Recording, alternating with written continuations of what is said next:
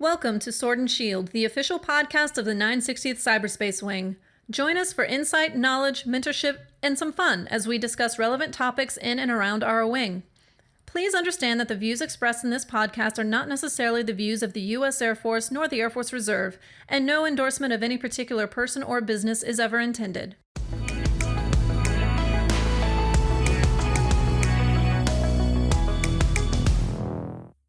Welcome back to the Sword and Shield podcast. I'm Colonel Rick Erredge, and today's guest is Lieutenant Colonel Joya Gamara, the 17X MAGCOM Functional Manager. Welcome back, Joya. Thanks, sir. Always glad to be here. Yeah, excited we're gonna for this discussion, the post DT.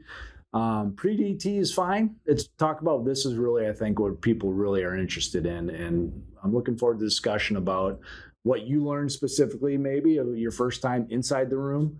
And then hopefully we'll share some nuggets and talk about some things that, some insights that can help people for the next process the next year. Yeah, for sure.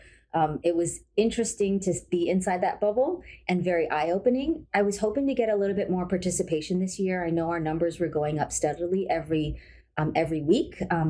ARPC helped me track it, but we still have a target of opportunity with those lieutenant colonels and the IMA folks. We were a little bit shy of our goal. We had a little bit less than 50%, which our trend in previous years has been going down. So I just look at it as an opportunity for outreach and then kind of spreading the message throughout the year versus just when the DT applications are open. And I think that has been the standard rules of engagement previously, and I want it to be more of an ongoing conversation.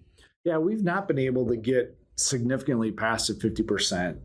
And I don't know why that is, because I feel like once people go through the process and we talk to them about it, they seem to most people appreciate it, even if there's some things that maybe they didn't know or they don't agree with that the board says, but at least it's some feedback. And to me, any data point is good feedback for myself. I think it's the level of expectations that people are expecting out of a DT. And some people, because of past experience, because some of the standard vectors have been, let's face it, crap, their records haven't been reviewed thoroughly, that they feel it's non-value added. That's the feedback I'm getting. Why should I spend 10 to 15 minutes on a development plan that nobody reads? And so that's the perception that I think we have to overcome. And hopefully this conversation will give some insight on why it's important and how they can use it as a data point in the future for their career. Yeah, I think we couldn't, that's opposite of what actually happens at DT. Mm-hmm. This is, I think, my 7th DT and 3 career fields now. We spend a significant amount of time on each package and each record. We spend more time looking at than we do on promotion boards. And so spending that time to understand the record, look through all of the information that's in there, including what the member says, what their commander or supervisor says about them, and then trying to align what they're doing currently with what the future is. So I really enjoy it. I get to learn about people. We score the records, and then we spend more time talking about each person, trying to give them the right vector. And so we talk a little bit about the vectoring process too, and it's not always about you getting the vector back that you want. Right. It's about getting what the board thinks you should do based on a snapshot in time. And I think that snapshot in time sometimes, expectation-wise, is difficult for people to kind of digest. We're going with what we have in front of us based off what you said you want, and sometimes those things don't always match up. Right. So if we go into the whole DT process, the development plans are open for members, and then it closes on a certain date. Then what happens is pre-DT actions. So the MIL PDS pull is done, and all the action officers, myself included, go through all the records a week prior to the board to review for any overdue evals, decorations, your point summary. So we try to knock out all the administrative stuff that the board, so the board doesn't have to take care of that. So we really try to look at all of those carefully to give the right vectors, but know that a MIL PDS pull is done. So let's say your OPR was updated the week of the board execution. We're not going to see that.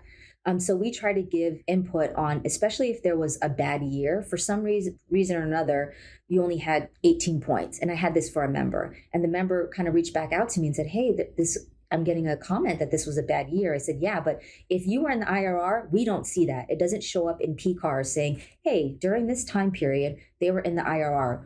Our job is to let you know that you had a potential bad year. And if it's wrong, then you can take action to get that part of your year fixed. And so it's just, again, another piece of information for folks to use if coming out of the board. So we do all the admin stuff the week prior to the board, then it's execution. And that's where all the board members get together and view all the records. They come up with the awesome vectors. And then post DT, we spend another good 2 weeks reviewing all the vectors and again doing another scrub of the admin standard vectors. And so we had, 285 records to review. So there are chances that we could make a mistake. And so kind of give us some grace when you're reviewing some of that stuff that we may have crossed paths on certain things. And I know this year some of the standard vector verbiage was a little bit kind of wonky. What we had updated and showed in our system didn't actually get pushed out to the members. And I think that may have been a glitch with the system. And so I know my vector has kind of been working and not working, but that's how the general process works in totality for the DT. But from your perspective, sir, when you're at the board, kind of walk us through that process so that folks can kind of understand the level of intensity that happens during that week. Sure. My vector has been great. It's a lot easier to use from a board member perspective rather than the Access database we used to use in the past. So I think if you looked at previous years, the number of errors, the number of work that the board recorders and the admin folks have to do, it's a lot less. And so I think it's going to get better every year. But each panel is a panel of 5 people, majors and lieutenant colonels. We separate those groups and you score. Like for me, I scored just lieutenant colonels. And so at my panel, there's me plus 4 other people. We looked at each record individually. Everybody scores each record, just like the promotion process, on a scale of 6 through 10. And then at the end of time periods or at the end of the day, we look at any what we call splits. If there's a score that's significantly apart from 2 board members, we resolve that. We talk about the record, resolve it, and then everybody gets a composite score. So we go through that whole process, we score everybody, and then we get to the KPL. And then I know that's a lightning rod with some people. Mm-hmm. To me, the KPL is just another part of the process. It doesn't keep anybody from being able to compete for jobs. And so if you're on the KPL one year and not on the next year, I wouldn't really worry about it too much. It's just a list that ARPC as does. If it were me, we wouldn't do the KPL at all, mm-hmm. Because I think it sends sets expectations and sends the wrong message that people are chasing things to get on the KPL when really in the reserve command here, you can compete for any job you want. It's not going to keep you from doing that. The hiring official has the ultimate authority on picking that person. And I'm the perfect example, actually, because last year I made the KPL and this year I was on the first cut line, which I think is fine. I was kind of surprised last year. But even the ARPC notifications say that the KPL is really used to fill those KCJ, those key command and joint positions, but ultimately is up to the hiring official. And the KPL can also be used for other developmental decisions. So let's say I have an AGR continuation decision. So I look at that ACD for a member who wants to become AGR, a career status on the AGR program. And I just look to see, did they even submit a development plan?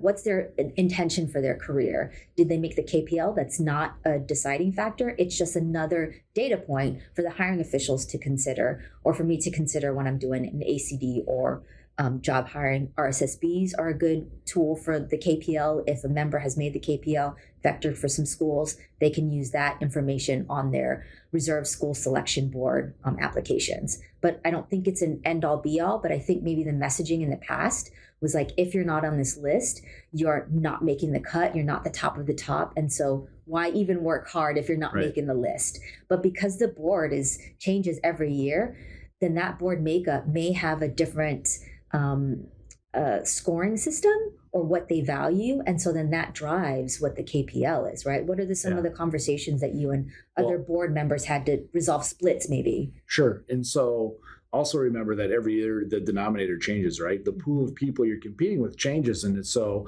in your case, going from being the KPL to majors to lieutenant colonels, right? The expectation for lieutenant colonel changes. And so there's different things we expect at different grades, and you'll work through that. And I fully expect that you'll work up to get back on that KPL, because there's things as a brand new lieutenant colonel that you just haven't had experience and done yet. And so most of the time the discussions are around with different board members. There's IMAs, TRs, and then AGRs. And sometimes board members just don't fully understand roles, responsibility of some of those positions, what the importance is and the level of responsibility they have. And so sometimes when people score a rec, they're like, well, I thought this position was only responsible for this. And then somebody says, no, actually, I know about this job or whatever. And then they'll talk about the level of responsibility and help kind of level set that and get back. And so it's really helpful at that point to have those discussions to make sure that we're bringing people from all different parts of the community to understand what that looks like and what their responsibility is. And sometimes people just miss a part of the record, like maybe it's a deployment, right? Or maybe there's something that pushes, hey, I really thought this person's performance here, like, oh, I missed that OPR, I missed that bullet, or what's that mean? And put some context to it. And it usually changes the discussion. Usually, I mean, the results only take a couple minutes to resolve those. So we spend all this time on scoring the record, not a ton of time, but we score the records, resolve everything, we draw the KPL, then the real work begins on the vectoring. And to me, that's where I put most of my really interest and effort. I really enjoy trying to get the right personal vector for people, because like you said in the opening, nothing's going to turn somebody off more than, hey, you need to complete ACSC. And you say, I've already done it. And so we apologize if those things do happen. Sometimes they happen for a number of reasons, like you talked about.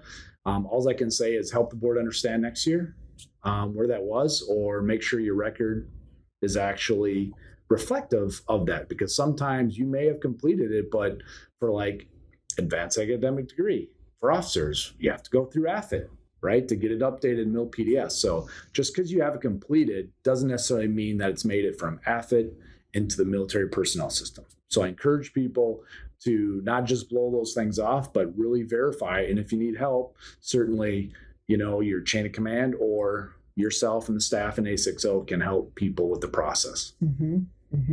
Now, talking about those vectors, I know some folks had a little bit trouble finding it on my vector, because let's be real, including me. Some of that, I know. When you asked me for help in the beginning, I go, oh no, I need to create a whole PowerPoint. Like, this is where you click, because it's not intuitive. And so once you go onto my vector, if you click on my boards on the left-hand side, then go to historical boards tab, and then click that public release PDF document, it opens up, and you might think it's your development plan because your answers are in there. But the top of that PDF document, make sure you're on the right year, because I had some folks look at 2021 instead of 22. The very first thing will be those personalized vectors, followed by the standard vectors, followed by your development plan, and then it closes out with your endorsers' comments. So you can see all of that on one PDF document. But those personalized vectors, sometimes they're short, sometimes they're a little bit long. So talk about some of those comments that the board tries to provide, that they work so hard on making sure that those vectors are right. Yeah, so I'll talk about from my perspective. I won't talk about the other board members, but we literally sit around a computer with the admin person. We look at everybody's record again, and everybody's made notes. What I do is I make notes as I'm scoring the record about comments or things like, hey, this person really needs to be commander next. They may not have said they want to be a commander next, but we believe that they should go be a commander next, or a DO, or a staff job, whatever it is. Make notes there, and then we go back through the individual record again as a group, as on the panel, so all majors, lieutenant colonels, and we work through that. We just have an open discussion about, hey, I think this person really needs this, and I worked with them back, they worked for me, 5 years ago, and they are on this path, and we need to continue the path. Or, hey, there's something in here, their personal comments, that their life is taken a different branch, and they now need a little bit of a break because they're going to school, they're starting a family, Maybe there's been a life change, divorce, or some family change, or they're taking care of the elderly parents. Like all these things matter from year to year. So what I do is I glance at last year's vector to understand what we told them last year, look at their comments next about what they want to do, and then look at their supervisor's comments about what they think they should do. And sometimes those aren't very good. Sometimes it turns into some OPR bullets, and like I can read the OPR, like help me what they should do next, what they're tracking to. And I really like it when the senior raters will say something like, I concur with the members' comments, or I don't concur, or I concur, but like those are really helpful to understand. And then it's the DT board's opportunity to clarify that. And so I look at those things. I look at the performance is still the number one thing for any job.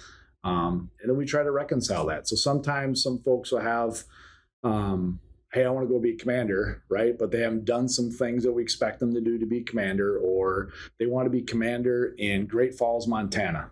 Like we give them, real feedback, like that's not going to happen because there's no reserve units there in Great Falls, Montana. Like you got to be able to commute. Or I only want to be an AGR commander, in Northern California. Okay, well, that's going to be hard because there's probably only a few opportunities at Travis or Beale, and they're maybe not the right career field for you. So sometimes those comments come back and you're like, well, they didn't tell me what I wanted to hear. Like, that's not what the DT is there to do, is try to give you an opportunity to think about some things that you should do based on the whole package of who you are right now. And sometimes we try to say this job, then this next. Sometimes people won't get that because it's just not clear. Sometimes they're dependent on each other. So we try to meet people where they are with the opportunities they want based on their current lifestyle and status. And so sometimes the vectors come back really short. Hey, congratulations on finishing your master's degree. The next step for you, apply to Air War College when eligible. We concur with your comments. Stay in place for another year. Like short comments, but that's what we think you need at that time. Try not to get verbose. Try to talk in real text language. Specifically, the board speaking to you about what expectation, and try to meet you with what you want to do and whether or not those are synced.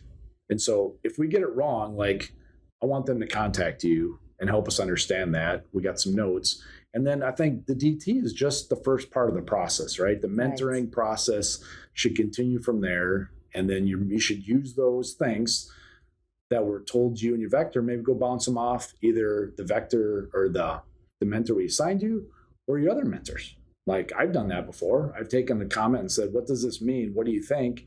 And again, it's about collecting more information, more data points along the way. Exactly. And just how, like I said in the beginning, this should be part of the conversation, not the end of it, but continuing it. So using those vectors, that's how exactly I take that is, hey, this is one data point that now I can use this as a discussion point with my mentor, who's not just a cyber person, but I have mentors in other career fields, and say, hey, this is what my cyber DT gave me back. What are your thoughts on it? Because then they also have a different perspective that I think is value added. And then you can also use it with your rater or your rater's rater to, again, have another conversation with your intention for your career progression and see if it's in line, or if there's something that snags a year later and you're like, oh, well, this plan is now out the window. But or it's still a potential plan. We just have to delay it by a couple years, and know that how that looks into your bigger picture of your entire Air Force career and how to balance that with your family and your civilian job. It could be a little bit challenging, but again, it's another data point for you to consider. You don't have to have all the building blocks of your entire career fleshed out, but to have some idea of where you can go, I think is what the whole DT process is all about. And so I love having conversations with CGOs, especially brand new lieutenants, because the world is open to them. And I'm like, tell me what you want to do, and I can help give you some options for experiences that you want to have to reach that goal. And so with the lieutenant colonels and the majors, their timeline is a little bit shorter. And with the 06s, for sure, timing matters. And so some of those vectors are like, hey, you need to apply for this job now, as soon as it advertises, because that timing is so short and their career is kind of come into a shorter timeline. But with those lieutenants and CGOs, even some of the majors, you can still have tons of options of where to go and what to do, depending on what your goals are. And I think it's important that folks even spend just 10 minutes of their time to have a really accurate development plan information, because then that informs the board realistically of where they can go, what they can't. And even if they have to stay in place, maybe it's okay, well, now instead of being a flight commander, now you go do stand eval, or now you become the exec. And so really it's just, again, options for folks. But I think the tools that they can take out of that is do what your vector says. And so if your vector says, and you say you want a command, when the next commander position opens, apply for it. Mm-hmm. If the board says, apply for leadership today and tomorrow, well, guess what? There's an RSSB coming up, and this is the last UTA weekend to put that application in. So if you are actually believe the development plan that you put in and the vector supports that, then do that. Don't make it seem like you're going back and you just want the board to kind of read nice words about you and have a good conversation with you when you're not going to actually follow through. Yeah, don't tell us what we want to hear. Like that was early on. People are like, well, I think, it's a writing contest. So I'm going to tell them that they want me to go do these things. And then I literally make notes myself and bring it back and like, okay, this person says they want to be the commander here, or they want this job. I call them on the phone. They're like, no, I don't want that. I'm like, you said in your DT, you want to go do that. Like, that's okay to tell us if you don't want to do that. Tell us really what you want to do. And so I got a really close person I'm mentoring for a long time. And he was a little bit about this too. He's got some things going on in his personal life that he can't move right now. And so I finally this year convinced him to put that in. And so I followed up with him. I had lunch with him a couple weeks ago. He said, man, the vector I got back was really good. I'm like, well, good, because you told us exactly what you were feeling, and the board understands that right now. You got a kid that's going to be a senior, and maybe they're having some, mental health issues. That the best thing for your family is to stay there. Like, done. Like, we support that. Mm-hmm. We're not going to make you go do something just to reach this goal, because in the end, as reservists, like our timeline is longer than RegAF. But there are some things you got to get done if you want to be certain things. Like if you want to be an 06, that's okay, but really the clearest path is you're going to have to command at some level, mm-hmm. right? And so in order to command, there's probably some things you need to do in preparation for that and compete for that, but you have to apply for jobs when they come open. It may not be the status you want. It may not be right. In the location you want. Right, because we only have 31 commander billets across the TR and full-time spectrum and across all the ranks. So you're competing for those 31 spots, and you might have to open your aperture to something else, like commanding a recruiting squadron, yes. or being an MSG commander, and that yes. is an art billet. And even for our IMAs, there are no commander positions as an IMA, because I just found out Title 10 limitations. Because IMAs are aligned to a RegAF unit, they cannot be on G-Series orders for a RegAF unit unless they're on status for 90 days or more. And so, but that 90 days doesn't count for the command block. Right. So essentially, we have no IMA commander positions. And so if you're in that program and you want to make that 06, you have to make some decisions or level set your expectations. Yep. Right? I think that's always important to understand that it's okay if you want to be a lieutenant colonel and retire and not be a commander. We need good people to do that. Just tell us that, but don't tell us you want to be commander. And then when we tell you to apply for jobs, you don't ever apply. Like, that's okay. As long as we understand and what you want to do, then we'll help you get to where you want to do. And so you see this a lot in the Flying World Reserve. Airline pilots just want to be traditional reservists and they just want to fly in the part-time, and that's fine. And they're very clear about that. We need to get to that point in our community where we are communicating that it's okay to be, a master sergeant and retire that and continue to be an operator in your organization, maybe in different roles like you talked about within that wing and organization, continue to grow and develop and not like block people coming up.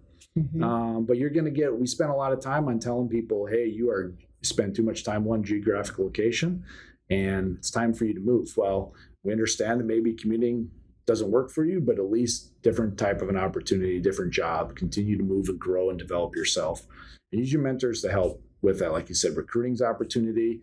We have an FSS commander job that is 17 out at Pete Field. Like there's other opportunities to do things that you don't normally think about that your mentors can maybe help align you to.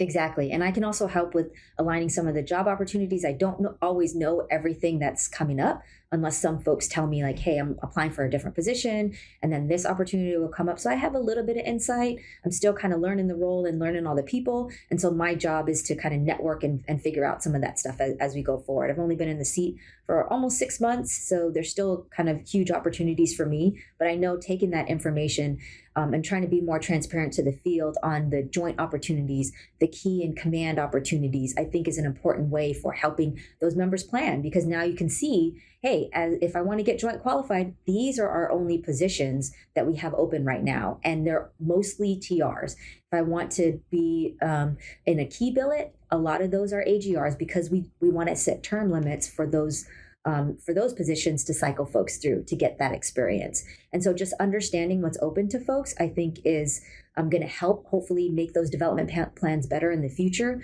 But that's where I think us as senior leaders are helping spread that message that, hey, you can make more tailored decisions on your development plan and then get those more accurate vectors to help you where you are. And because let's say you want to homestead in a unit, that's absolutely fine, because we need that continuity in that unit, but then level set your expectations on what career opportunities you're going to get in the future. Yeah, and timing is really important, right? Just like anything in life. Most of the time, the job opportunities are not going to be exactly when that fits into your personal and your civilian work schedule. If you're a part-timer, even for an AGR, I mean, I spent 14 months down at Robbins, right? That was not in our plan, but the opportunity came up at a time, and we had been on this decision matrix as a family that, that we're going to make some sacrifices to get after the jobs that, that I wanted, and they were supportive of that. So we had that conversation up front, and so when it came open, it was really no brainer. We just double checked and like, yep, we're going to go do this. All right, let's go. So I encourage people to have those discussions with family and friends, your loved ones who are in your decision bubble.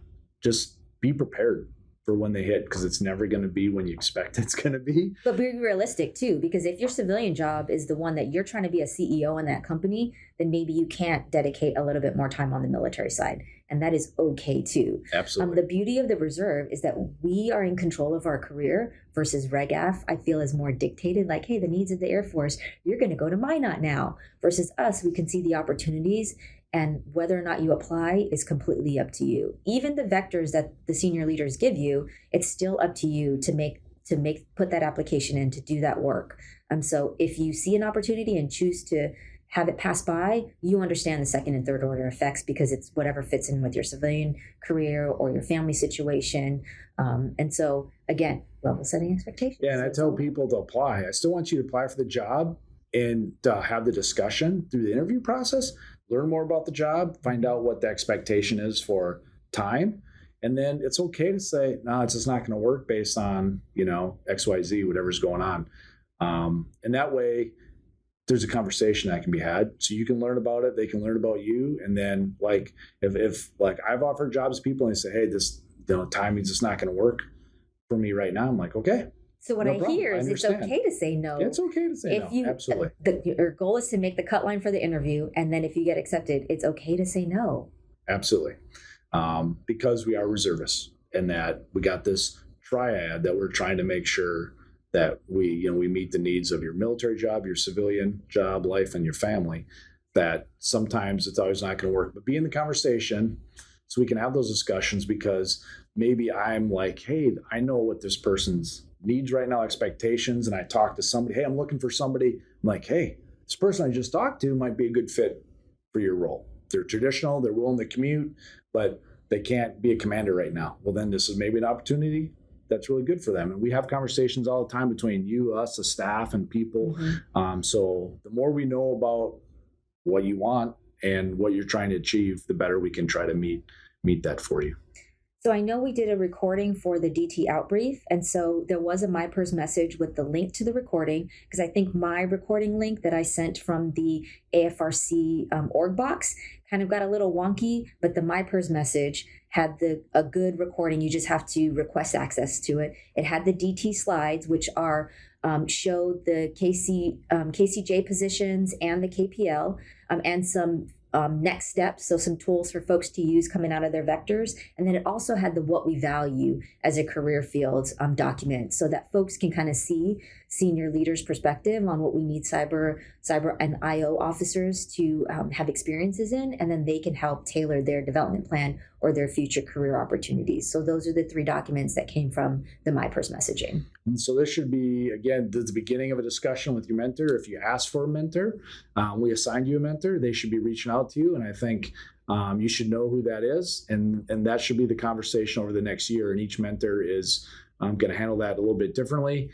And if you don't hear from your mentor, we want you to communicate that to yourself. Correct. On the staff, and then they'll get you connected. We'll find you a mentor that's going to work for you. Or if it's just not, chemistry, meshing, it's not working for you, then we want you to have that opportunity to get to have somebody inside the career field be a mentor for you. And no, I'm going to use my vector, the mentoring piece for my vector for my folks. And then I in the past, I've routinely sent out, hey, here's an article you should go read about. Just little things like that. And then I have one-on-ones with everybody as they want them and throughout the year. And we just do check-ins and just try to help.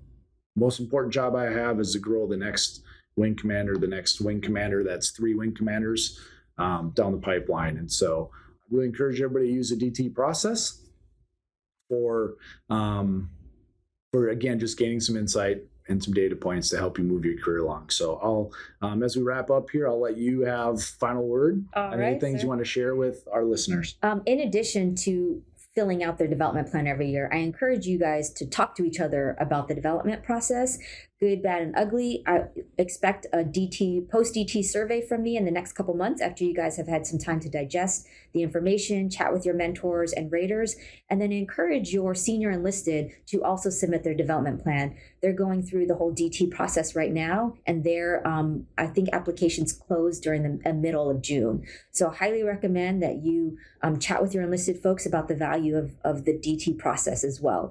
And I am available at any time. Actually, I take that back. Most of June, I'm going to be out of the office, but the org box is the best way to kind of reach me or any of the staff at AFRC A60D. So AFRC.17D like Delta at us.af.mil, and we will get your answers when we can, or schedule one-on-ones to have more detailed discussions on future opportunities. And that's how I support the community. Awesome. Thanks again, Joya. This is a really important part of what we do, through the life cycle of the annual year of development. So appreciate your hard work. I think this year's board was a massive success, and looking forward to those things we talked about as a team about growing and making it better. And let's get everybody, my goal is to have everybody submit a DT and make the board work really hard for a full week and make sure we're taking care of the entire community. So thanks again for everything you do. Thank you. All right.